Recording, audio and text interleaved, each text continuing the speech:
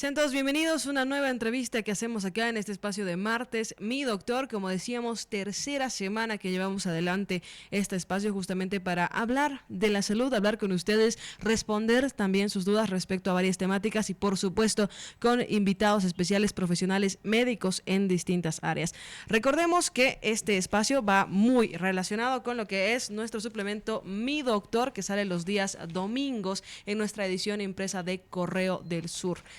El día de hoy, gracias a Hansa Soluciones Médicas, a HP Medical y al Colegio Médico de Chuquisaca, nos acompaña el doctor Iván Peñaranda. Él es miembro de la Sociedad Chuquisaqueña de Pediatría del Colegio Médico de Chuquisaca y del Comité de Enfermedades Infecciosas de la Sociedad Boliviana de Pediatría y de la Sociedad Boliviana de Infectología. También es miembro titular de la Sociedad Latinoamericana de Infectología Pediátrica, SLIPE, y lo conocemos también, es un amigo de la casa, es parte de la familia Correo del Sur, porque él es el caricaturista del suplemento Gran 7 que sale todos los viernes también en nuestra edición impresa de Correo del Sur. Doctor, le damos la bienvenida, ¿cómo está?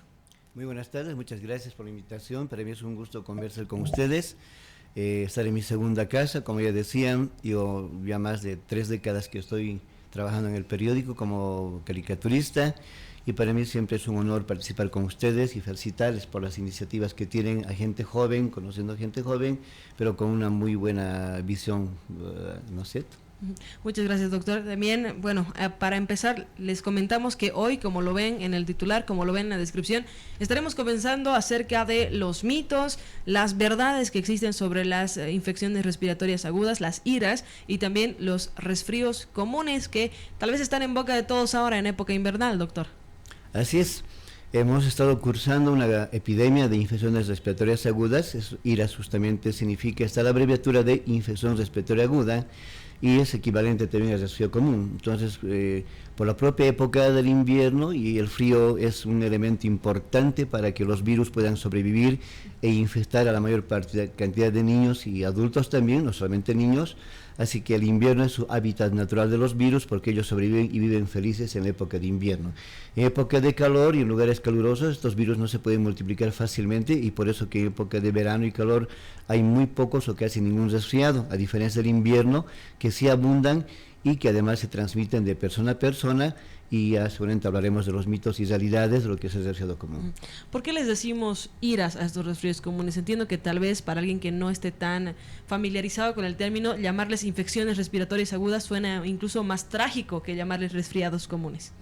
Bueno, en realidad es una abreviatura porque hablar de infecciones respiratorias agudas altas, porque es infecciones respiratorias agudas altas especialmente, implica lo que son las faringoamigdalitis, la otitis media, la sinusitis y también engloba lo que es el resfriado común y también la gripe o influenza estacional. Entonces la abreviatura es esa, de IRAS. Ahora, lógicamente, si hablamos de resfriado común, que es lo más común que vamos a hablar en este momento, es lo que más acapara y la patología y la enfermedad que más gastos genera en los hogares y en las familias. Con un simple resfriado, cuando debiera no darse ningún medicamento porque es una enfermedad autolimitada, como vamos a ver enseguida, sin embargo se están gastando un montón de plata en medicamentos que no tienen ningún aval científico y además puede llegar a intoxicaciones y efectos adversos muy graves, especialmente en los niños. ¿Cuáles son las causas, los síntomas también de estos resfríos que llegan a ser virales? En primer lugar, entonces, los resfriados están producidos por virus. ¿Qué diferencia entre un virus y una bacteria? Que los virus son más ultramicroscópicos y no mueren con antibióticos. Las bacterias son más grandes, en otras palabras, que el virus y sí mueren con antibióticos. Por lo tanto, el 100% de los resfriados están producidos por virus. Dentro de ellos, el rinovirus es la principal causa, que ocupa el 1/3 o quizás la mitad del total de los virus que causan el resfriado. Y además el gran problema es que este virus tiene más de 110 serotipos diferentes, lo que hace que se complique la cosa y hacemos en un total casi de 200 tipos de virus que son los causantes de resfriado. Y por otra parte, estos virus generan unos anticuerpos, ¿no es cierto?, pero específico para cada virus diferente. Por ejemplo, si yo me enfermo esta semana con un rinovirus, paso la enfermedad, fabrico anticuerpos con rinovirus y estoy ya protegido. Pero a la otra semana voy al cine, estoy al lado de una persona que está comiendo sus pipocas y yo lo mismo, esa persona al lado está estornudando y tosiendo, me transmite por vía respiratoria el virus influenza, póngale.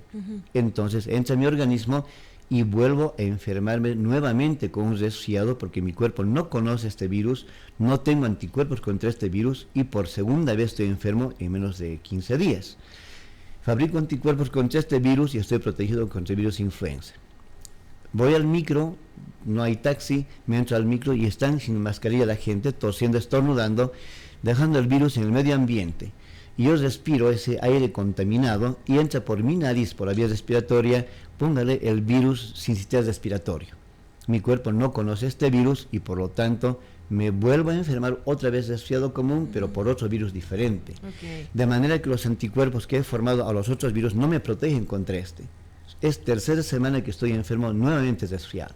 Acabo el ciclo, paso la enfermedad y por decirle en mi consultorio estoy atendiendo y un bebé me estornuda en la cara y no me he protegido bien y me transmite, por ejemplo, un parainfluenza 3 que causa las laringitis. Y otra vez estoy enfermo por cuarta semana consecutiva en menos de un mes porque mi cuerpo no conoce ese virus y he fabricado recién contra este virus. Y es así, 200 tipos de virus. Por lo tanto, eso no significa de que yo tenga bajas defensas, ni que tenga SIDA, porque es el concepto de las mamás. Se está enfermando muy seguido, le estoy trayendo para que me dé algunos jarabitos para sus defensas. Y yo digo, ¿quién ha dicho que tiene bajas defensas? Si usted ha entendido este concepto, en un mes he tenido 4 resfriados por diferentes tipos y de manera que estoy fabricando paulatinamente anticuerpos contra cada virus diferente.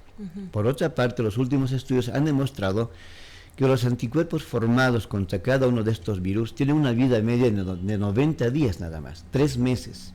De manera que en 3 meses el anticuerpo contra el rinovirus que había fabricado yo desaparece en la sangre y si en el cuarto mes me vuelve a entrar ese virus me enfermo nuevamente porque ya no tengo esos anticuerpos. Por eso que nunca va a haber una vacuna contra el resfriado. La vacuna que conocemos es contra la influenza o la gripe, que es un solo virus, pero no contra el resfriado. Usted lo decía, el tema de que a veces las mamás piensan que los niños tienen bajas defensas. Muchos mitos, tal vez entrando en materia también, los crean o los difunden entre mamás. El tema de salir a la calle desabrigado, por ejemplo, si me da el frío me voy a resfriar, o si estoy resfriado tengo que abrigarme mucho. ¿Eso es cierto? ¿Es un mito? ¿Es una verdad? ¿Qué nos dice usted como profesional? Bueno, eso es una cosa que ya, depende y debería ser la misión de los médicos de atención primaria, que yo hago su atención primaria en pediatría. Ese es el escenario donde tenemos que educar a nuestra gente, a nuestros papás, mamás, y evitar y combatir los mitos de las abuelas, que todavía arrastran a nuestra gente joven, y la gente joven es la que tiene que aprender los nuevos conceptos de la medicina. Hemos dicho, los virus del resfriado ingresan por 3 orificios, los ojos, por la conjuntiva, porque nuestra lágrima acaba en el conducto lágrimo-nasal y llega a la nariz sí o sí. Entran por las vías nasales, por la respiración, pueden entrar por la boca, entonces son 3 vías por las que ingresa. Orificios naturales, y no entra por la piel, por lo tanto no hay ningún sentido para abrigarme en exceso. Debería abrigarme para no sentir frío, porque esta época ha hecho mucho frío, hasta de mucho tiempo hasta chalina he usado yo, pero no para no resfriarme, sino para calentarme, que es el objetivo. Por lo tanto, un niño que esté con una gorra, 2 gorras, una chalina, 20 abrigos, guantes, botas, pero si estás respirando frente a un niño que viene de la escuela y está estornudando, ya se ha contagiado. En los lactantes, los bebecitos los traen recontraabrigados, imagínense una cosa de este tamaño, entra a mi consultorio y lo vamos sacando ropa, y era una pequeña de este tamañito, pero entró una cosa de este tamaño de grande, como tanta y era guagua. tanta ropa, exactamente, y era ropa y ropa, y el pobre bebé ahí transpirando, mojadito de sudor por la calor del exceso de abrigo, de muy mal olor, ¿no? Y no lo había bañado un mes la mamá, y un mes y sigue resfriado. Entonces, por lo tanto, el bañar no enferma, no resfría, el andar sin gorra no resfría, el a veces destapado por la noche y a veces se enfermó, no resfría, tampoco va a resfriar de manera que ando sin zapatitos o sin calzados, ¿ves? Entonces, o le ha hecho un vientito y he cruzado y se le ha enfriado. Mentira. Mamás que dicen, lo bañamos se resfría. No, eso no es resfriado. Puede que ese chico tenga otro problema como puede ser una alergia al frío, que es otra cosa diferente, Pero los resfriados son procesos virales que además se acompañan con síntomas clásicos que enseguida voy a describirles y que seguro va a coincidir con las mamás. Y por lo tanto esos mitos hay que desmitificar.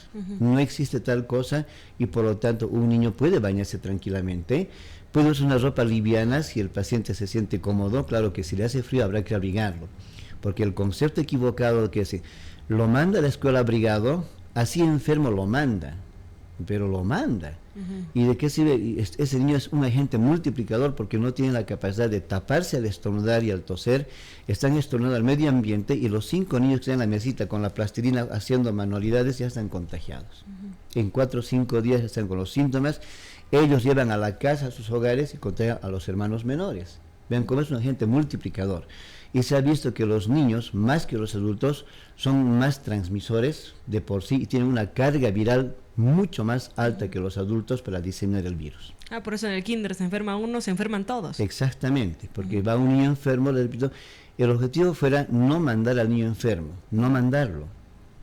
Ahora, ¿cómo se ha comprobado esto también? Durante la pandemia, no he atendido ni en la Caja Nacional del que soy jefe de pediatría, ni en mi consultorio privado, ni un solo resfriado, porque estaban en la casa, en el hogar, encerrados, en familia, no había contacto con otros niños enfermos. He atendido accidentes del hogar, traumas de cráneo, heridas, mordeduras de perro, de gato, con sus mascotas, intoxicaciones por lavandina y otros objetos del hogar que se han tomado los chicos.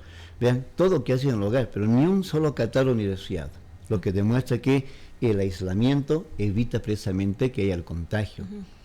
A la una semana que se iniciaron las clases presenciales, ya teníamos un montón de resfriados, y en 2 semanas era ya una epidemia. Por lo tanto, eso demuestra que la juntura con muchos niños, ¿no es cierto?, el juntarlos, el hacinamiento y la no protección de la mascarilla y estar estornudando, eso produce la diseminación y la enfermedad. Mencionaba algunos síntomas que las mamás confunden, tal vez, ¿cuáles serían esos? Bueno, ¿cuáles son los síntomas y cuál es el tiempo de evolución que es importante que sepan los papás para no desesperarse? Repito, la atención primaria es tan importante. Yo le tengo un tremendo respeto al intensivista que salva vidas, pero es nuestra misión que ese niño no llegue a una terapia intensiva.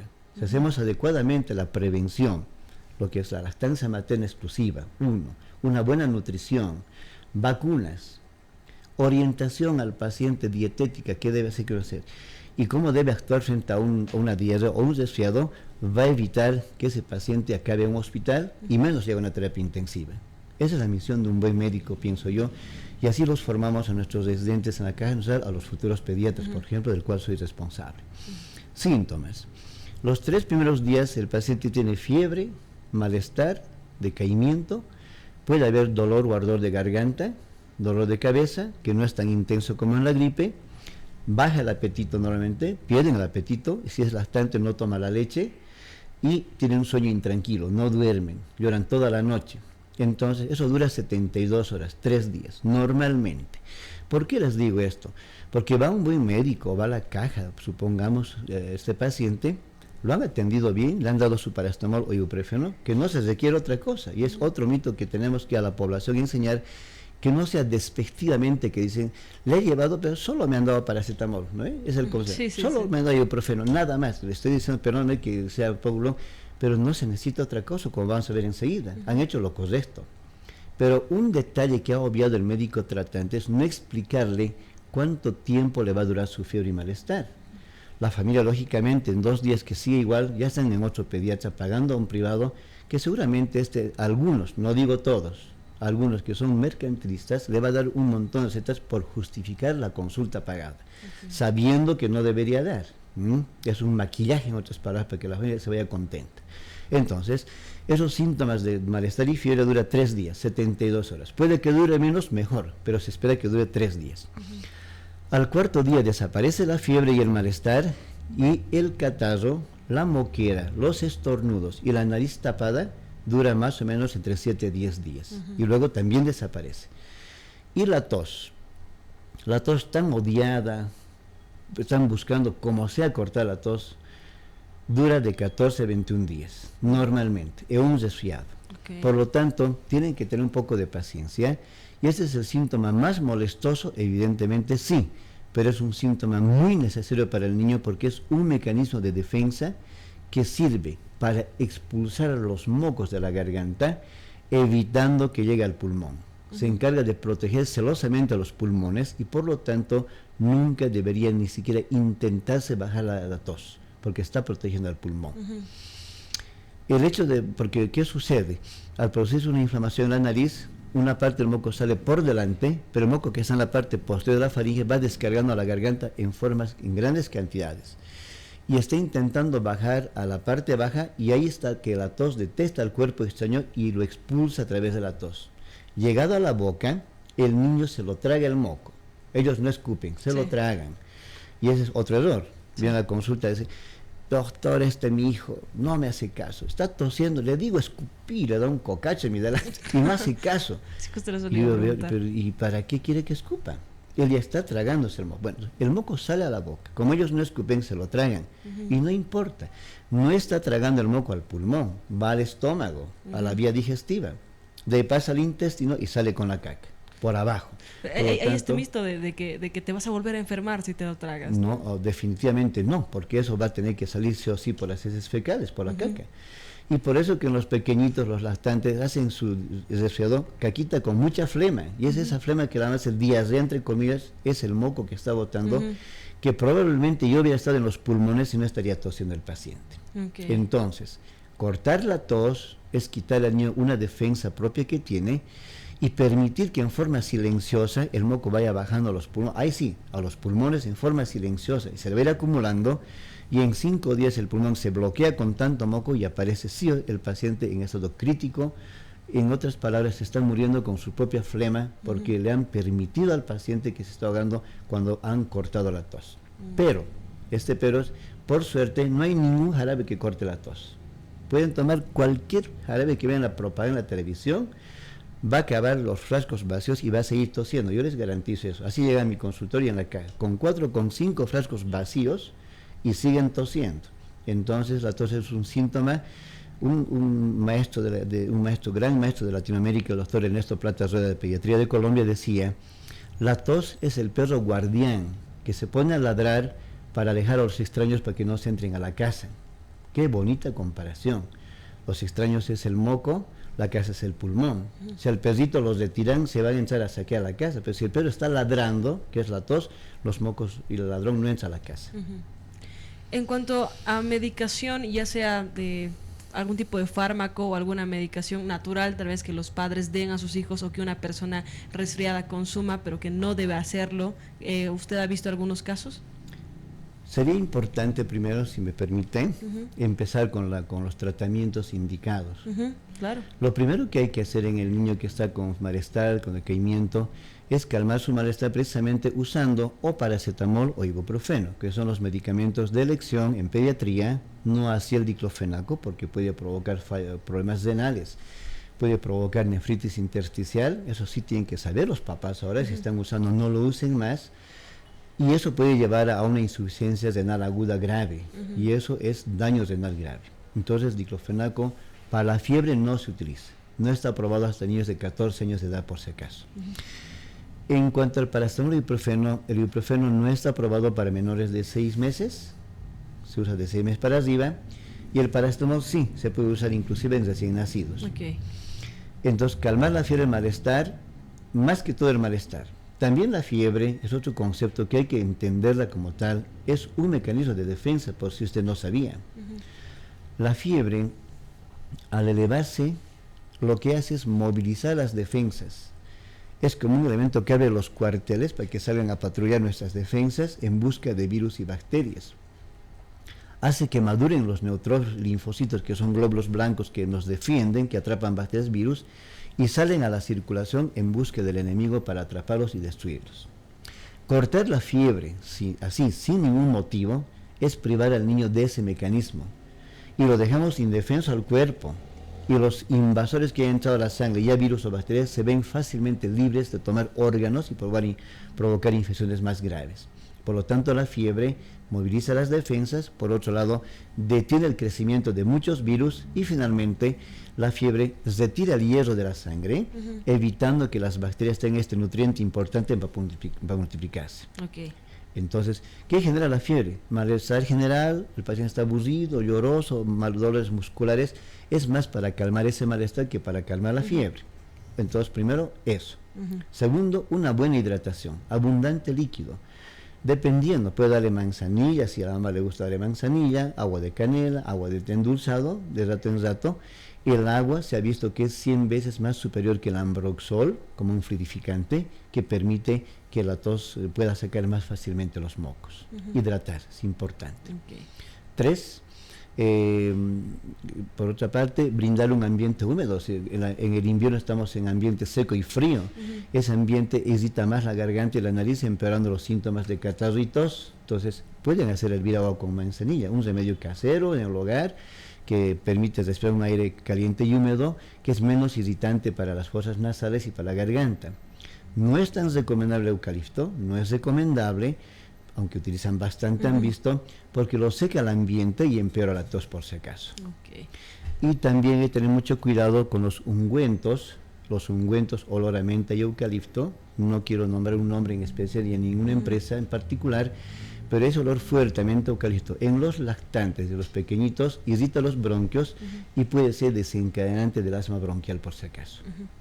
El tema de nebulizar y se puede bañar el niño, por supuesto, y se puede bañar tranquilamente. El tema de nebulizar a los niños también, ¿eso impide la tos o más bien fomenta que se expulse más flema en todo caso? La nebulización tiene indicaciones precisas en donde se utiliza con propiedad. En el asma bronquial, cuando el bronquio está obstruido y el paciente necesita que se abran los bronquios porque no responde al tratamiento fácilmente, les hacen con salbutamol, teofilina, suero fisiológico. Entonces, ya es una indicación precisa en el asma bronquial. Cuando también se nebuliza en las laringitis, en ese paciente que está ronco, disfónico o afónico, lo llama la gente, en donde se está bloqueando la garganta, se puede hacer las nebulizaciones con un corticoide y con suero fisiológico para ayudar a que la laringe se abra. ¿En qué otra más? Podría ser en los grandes, en las bronquitis, donde hay un moco espeso, que la tos no está pudiendo expulsar, ¿verdad? Porque está espeso y pegado a los bronquios. Las partículas que llegan de la nebulización son micropartículas de agua que van disolviendo esos mocos y hacen que se vayan desprendiendo, se vuelvan más aguanosos, y le permita que la tos pueda expulsar más fácilmente. Pero un resfriado común no tiene sentido, porque el problema está en la vía alta, está en la nariz y garganta. Por eso también el resfriado se llama rinofaringitis viral, porque es viral, pero no le ayuda de ninguna manera una nebulización. Pero si el paciente con laringitis, con bronquitis, o quizás con asma bronquial o bronquiolitis en los lactantes menores, que es provocada por otro virus, el sistema respiratorio. Y bueno, yo creo que no hay más motivos para nebulizar. Doctor, creo que tenemos preguntas de parte del público. Franco nos va a ayudar con las preguntas para que usted las pueda responder. Bien, buenas tardes, doctor. Las siguientes preguntas. ¿Existen entonces las recaídas o es otro virus? Es otro virus. Las recaídas no puede haber en menos de 30 días, hemos dicho, porque está protegido contra ese virus. Entonces ha entrado otro virus. Entonces, en las escuelas y kinder están intercambiando virus, porque he ido precisamente a 3 escuelas en un recreo, donde el letrero es maravilloso a la entrada del colegio y dice, aquí se cumplen normas de bioseguridad. Uso obligatorio de mascarilla, alcohol en gel. Bonito a la entrada. Yo entré al recreo y estaban todos sin mascarilla, correteando, tosiendo.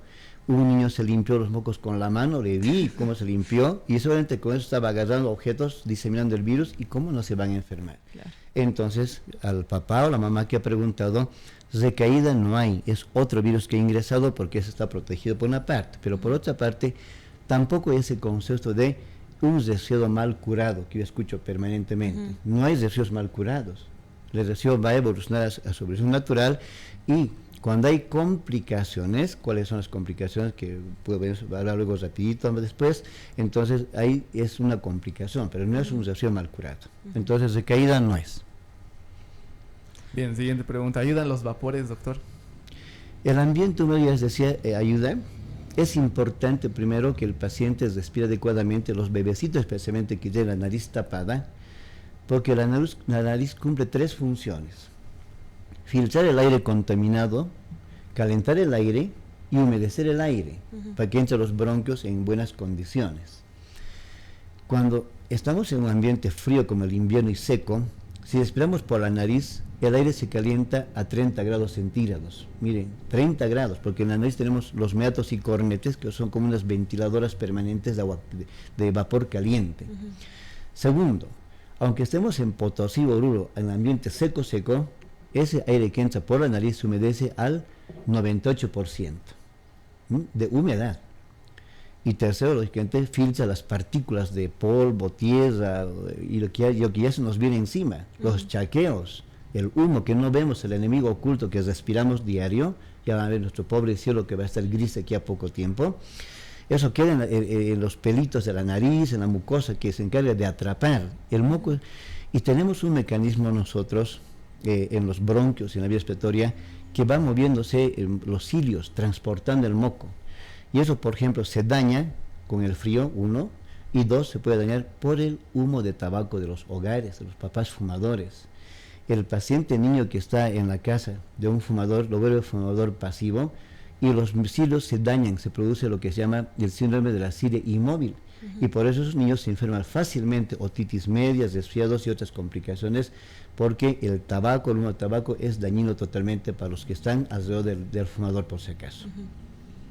Listo, gracias doctor, eso es todo. Después los siguientes comentarios son simplemente a favor de usted. Dicen excelente pediatra, de felicitaciones y en ese sentido.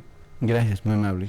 Ya para cerrar, doctor, entonces nos mencionaba complicaciones, quería abordar ese tema de las complicaciones. Las complicaciones más frecuentes podrían ser entonces la otitis media, inflamación del oído, que sin embargo tampoco nos requieren tratamiento antibiótico, porque yo he hecho un estudio que lo hemos publicado en varias revistas y lo he presentado en muchos congresos, que el 80-90% de los pacientes con dolor de oído, o sea, otitis media, se curan espontáneamente sin tratamiento antibiótico. Apenas un 10% va a requerir antibiótico. Yo he hecho un estudio de 2 años de seguimiento y hemos comprobado, y en mi estudio el 94% se curaron espontáneamente y apenas 6% requirió antibiótico. Es mínimo, por lo tanto. Otra complicación es la neumonía y otra complicación es la sinusitis aguda.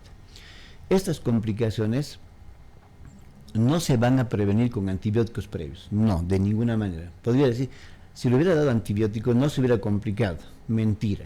Los antibióticos no previenen complicaciones. Si un paciente se tiene que complicar, aún esté tomando antibióticos, se va a complicar. Pero el riesgo es que ese antibiótico va a seleccionar bacterias resistentes y cuando se complique ese niño va a tener bacterias multiresistentes y va a tener que usar antibióticos, entre comillas, más fuertes, porque la gente entiende así, y hay que usar antibióticos de más avanzada en perjuicio de ese paciente que vamos a crear resistencia bacteriana. Entonces, por lo tanto, es importante no pensar en eso y no echarle la culpa al profesional, decir, no le ha dado nada y por eso se complica. No, mentira. Pero cuando hay que dar, y hay que dar bien indicado. Los antibióticos son un tesoro que hay que cuidarlos como joyas, no quemarlos sea un simple resfriado o una simple diarrea, por ejemplo. Que me interesaría hablar de diarrea en otra oportunidad, cuando ustedes gusten, con todo gusto, que también hay que enseñar a la familia cómo se maneja racionalmente. Yo estoy en este afán del uso racional de antibióticos, precisamente, por ejemplo, va a haber en este agosto, en 2 semanas más, un curso que va por todo el país, estoy de moderador. Y también este tema de uso racional de antibióticos en IRAS, voy a dar en septiembre en La Paz, en el Congreso Nacional de Pediatría, me han invitado a dar, y lo he dado hace poco en un Congreso Latinoamericano de Infectología, porque mi objetivo es hacer uso racional de antibióticos para cuidar nuestros antibióticos y que no se quemen en cosas pequeñeces, porque lamentablemente el mercantilismo hace que hagan eso. Por impresionar al paciente que está pagando, dan antibióticos caros, de última avanzada, y ese paciente se complica, nos dejan desarmados a los que somos expertos en infectología, porque ya no sabemos qué vamos a usar, porque lo han quemado todo. Y muchas veces, suspendiendo todo, el paciente se mejora, cortando todo el medicamento que ha recibido. En 72 el paciente va recuperándose muy bien y en 4-5 está el paciente sano prácticamente. Para terminar mi participación, las recomendaciones de qué debemos hacer para prevenir estas cosas. Primero, hemos dicho, ya hablamos, lactancia materna exclusiva, pecho materno. La leche materna tiene en su composición un elemento importante llamado la inmunoglobulina A secretora, que se adhiere al epitelio del respiratorio y digestivo, evitando que se adhieran virus y bacterias, compite con ellos, de manera que no hay colonización y no hay enfermedad. Mínimo hasta los 6 meses, mínimo. Idealmente hasta 1 año. Segundo, las vacunas. Vacunar a todo niño es importante. Han visto ahora cómo está habiendo el resurgimiento de Coqueluche. En menos de una semana 37 casos en este último. Más antes hubo 200 casos, todo en Santa Cruz. Y por eso que hemos iniciado el esquema acelerado de la vacuna, acortado para que el paciente tenga anticuerpos, pero 100% protectores frente a esta enfermedad. Inmunizaciones son gratuitas. Tienen que ir a los centros de vacunación.